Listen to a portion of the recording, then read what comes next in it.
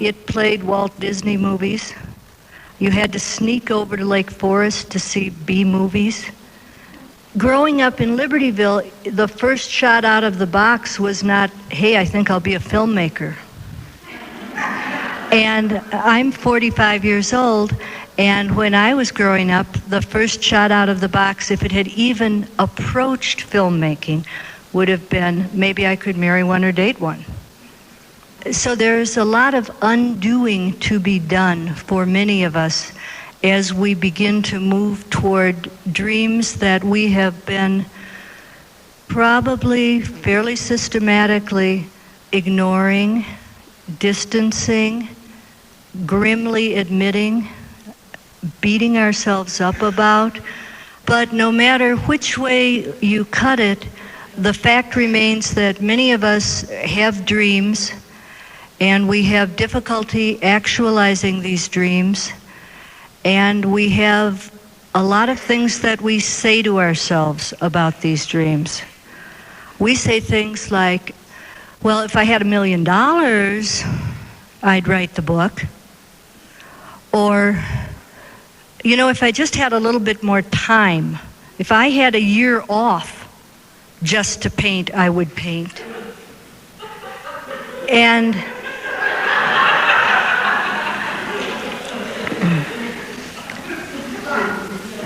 I think that having a vast savanna of time and finding yourself unable to move toward the easel or the page or the stage is very, very painful.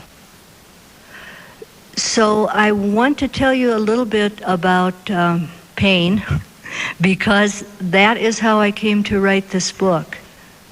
I have been a writer since I was a little kid.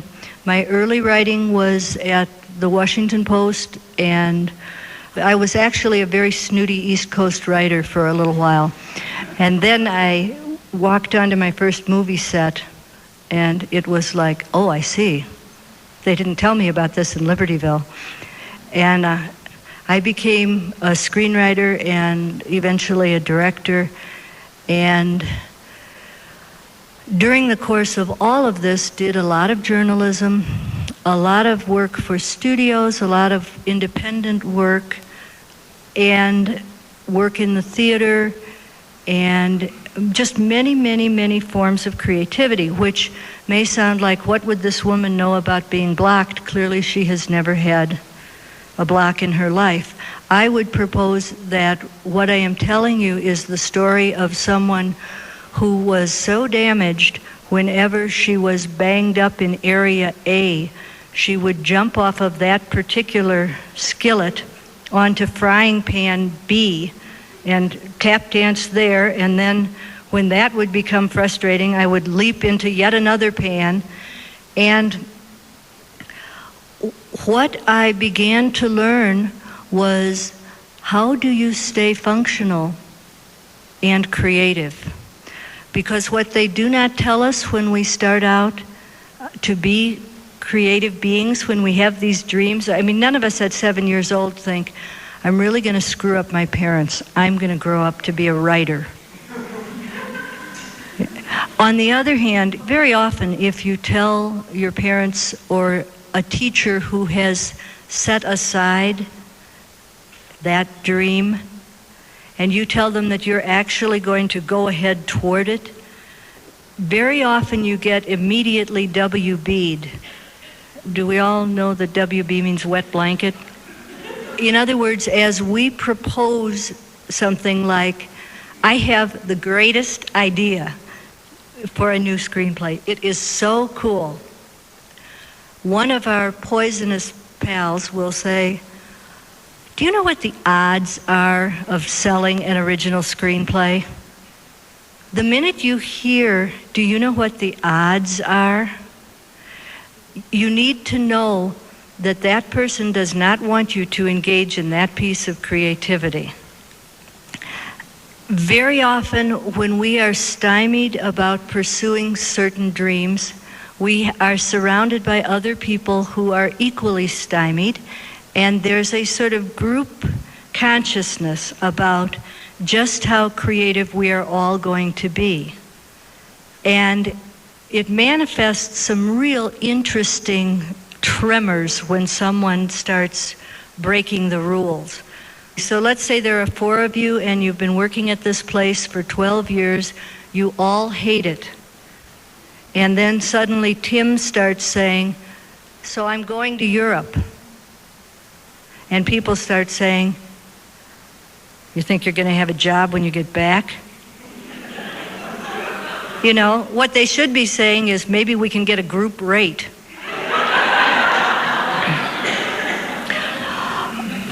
But the point that I am trying to make is that often we come into the world with a dream, we broach it to the family, and the family says, you'll never earn a living doing that. You better find something sensible. People from our background, don't you know that in order to be successful as an artist, you have to be well connected? You have to know Arnold Schwarzenegger real well. And you're sitting there thinking, I can't believe my father just brought up Arnold Schwarzenegger in a conversation about art. But one way or another, you get wet blanketed. Those of us that don't get wet blanketed that way may have a different kind of block, which is being raised by parents who say things like, you can be anything you want. You are so gifted. Does this sound familiar to anybody? I want to talk a little bit about what that does, because when parents say to you, you are so gifted and so marvelous and you could do anything, they don't say, but it will be very difficult for you to do it as for anyone else. So what happens is that when that child encounters difficulty, they think either my parents lied to me or I fooled my parents. It creates an incredible sense of guilt. They don't understand why, if it's supposed to be so easy for them, it's so difficult. They get a really highly developed imposter syndrome. Do you know what I'm talking about here? Is this making sense? What I'm sort of tiptoeing toward is talking about the ideas that we have in our culture about what it means to be a creative person, what it means to be an artist. And one of the ideas that we have is that there's such a thing as this tiny little cluster of insiders, and they all know each other, and if you don't know them, don't bother to apply. And a real artist is somebody who doesn't have any doubt, right? They are born knowing that they are an artist.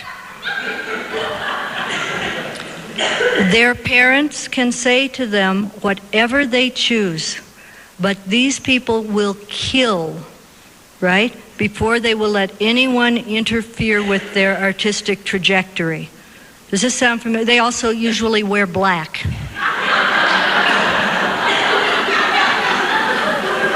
See, I believe that in America we have a very skew notion of what it is to be creative.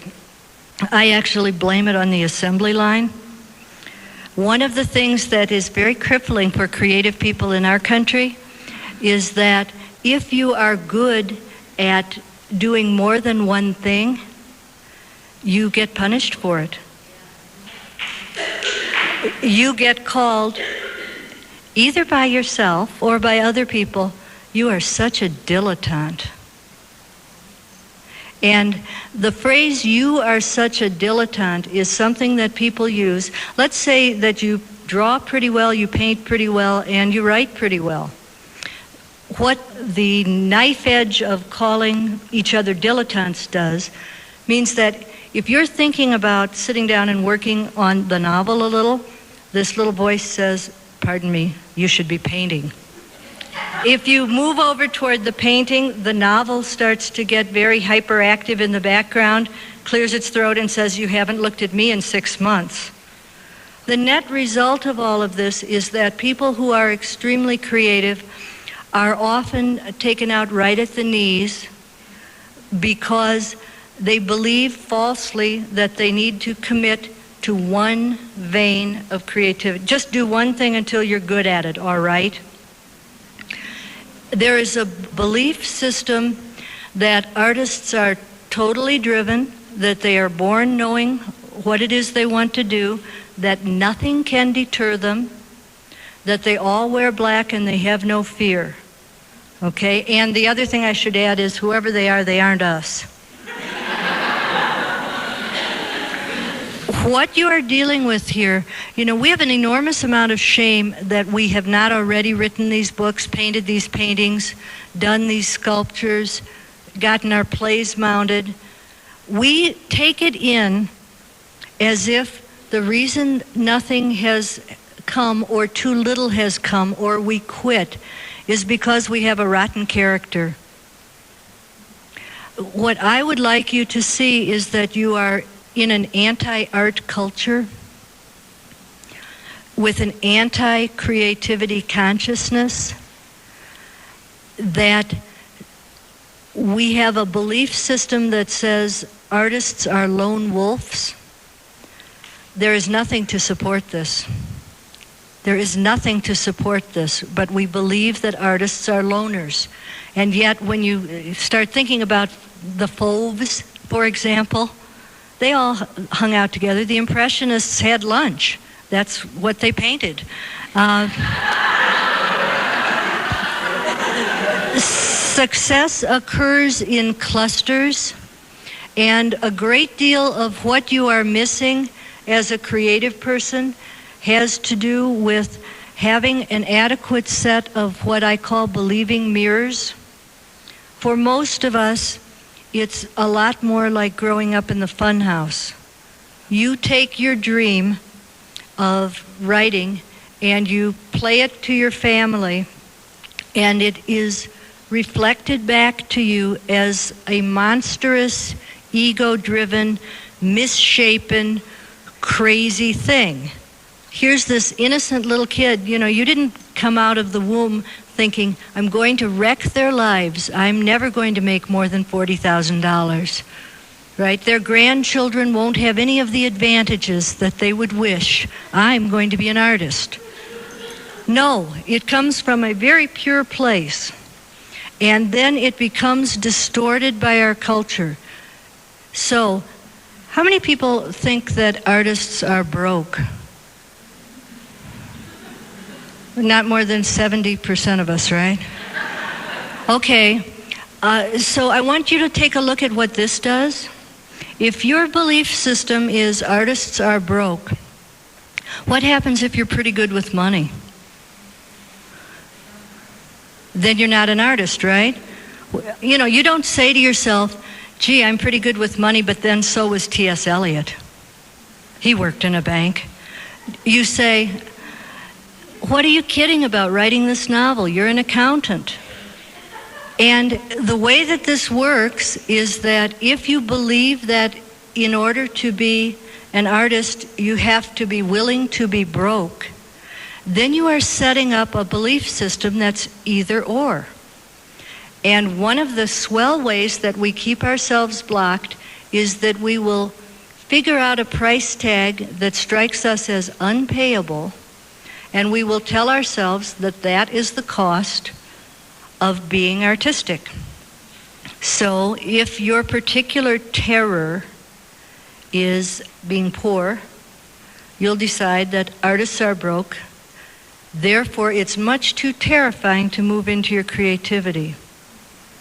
How many people believe artists are crazy? Okay. Well, at least we're running a good, clean majority on some of the real negatives here. How many people believe that artists are really unhappy? Just generally pretty unhappy? How about unpleasant to be around? Tortured. I just want to say for the record that blocked artists are tortured. Functional artists are relatively cheerful people.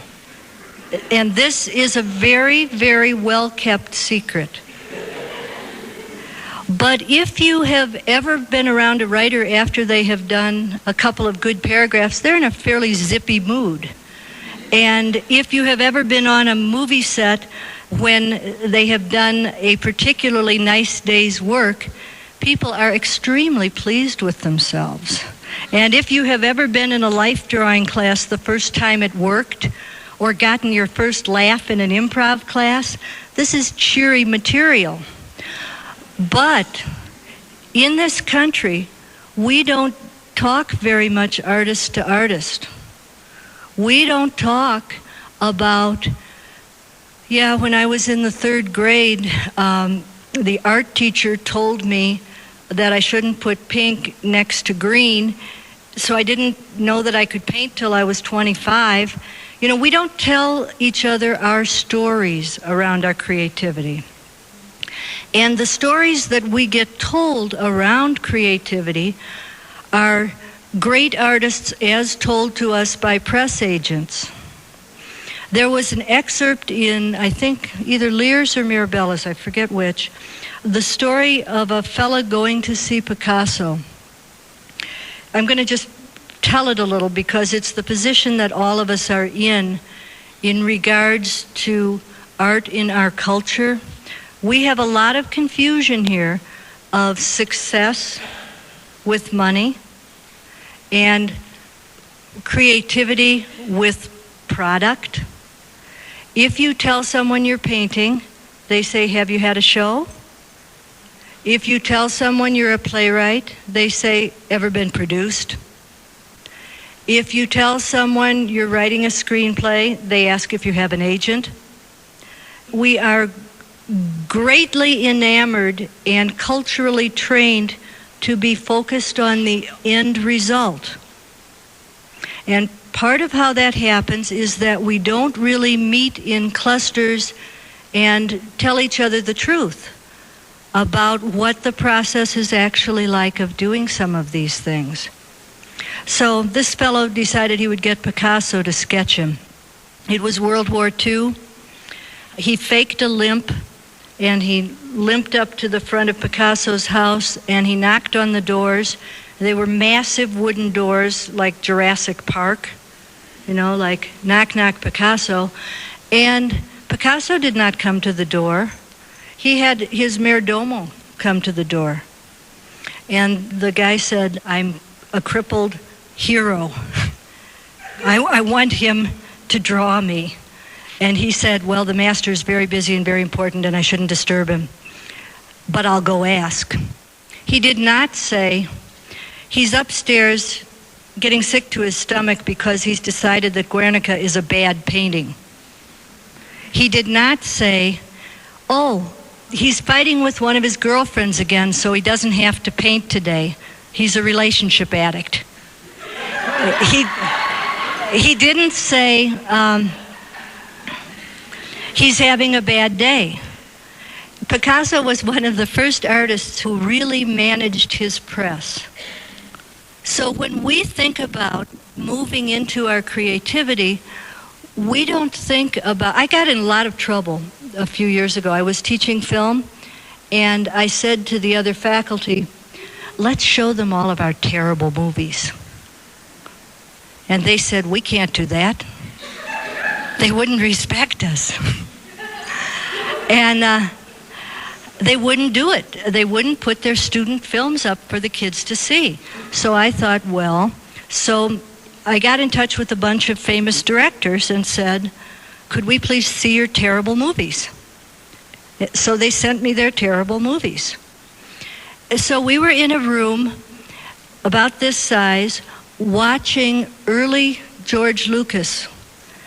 I don't know if any of you have had the opportunity to do this, but it is like you're watching it and you're going, "This man made Star Wars."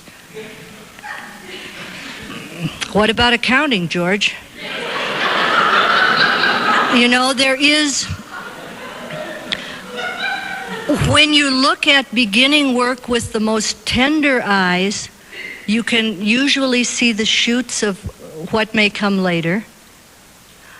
But it is equally true that very gifted people sometimes don't do very gifted work, and that when we are beginning at something, we don't measure our baby step films, our first visions of ourselves on videotape, the poem that doesn't come around for us, the way we sound in our early singing lessons. How about what our first pots look like?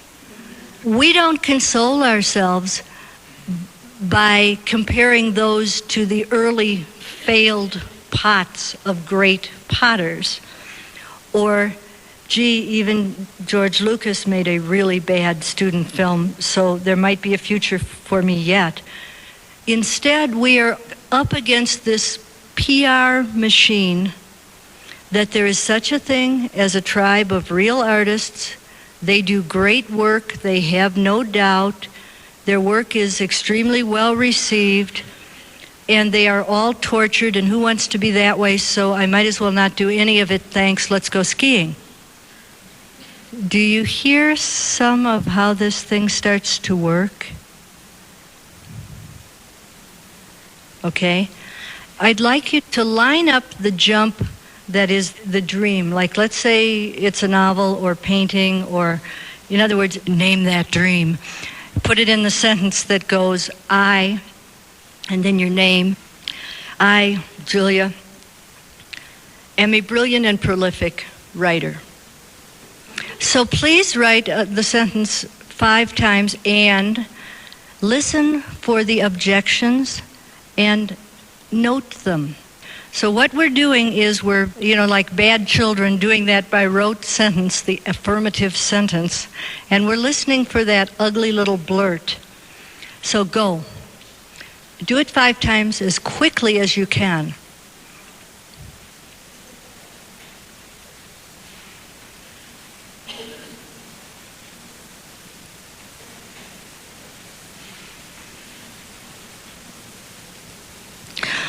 The first time that I worked with this technique was about 15 years ago. And I wrote, I, Julia, am a brilliant and prolific writer. And the first blurt was, no man will ever love you. The second blurt was, then you're gay. The third blurt was, you'll always be alone. I'm looking at these 3 pieces of information and going, where did these come from? And it was pretty clear. They came, sorry, Mother, but they came from my mother, Dorothy, whose belief system was, it really wasn't feminine to be obsessed with something. No man would ever love you. If you weren't interested enough in that, then you probably were gay, and you would definitely be alone. What we are dealing with here is something that is sometimes called negative introjects, otherwise known as internalized negativity that is clustered and clumped around this stuff. And it isn't rational, and we don't know we have it, and it gets between you and your work. Did anybody come up with, and normally it goes for your particular area of weakness, your sexual desirability, the fact that you have no original ideas. Could I hear a couple of blurts? Anybody want to just, all right, could I hear? Huh? You've got to be kidding. You don't have the talent. All right, I want you to listen to the tone of this, because what we are encountering here is something that I call the censor, and the shorthand way to think of your censor is that it is the worst bully that you knew in grammar school, but much smarter. Its normal tone is sarcasm, which is from the Greek to cut or tear flesh. Its normal tone is sarcastic. So we had the blurt here, who are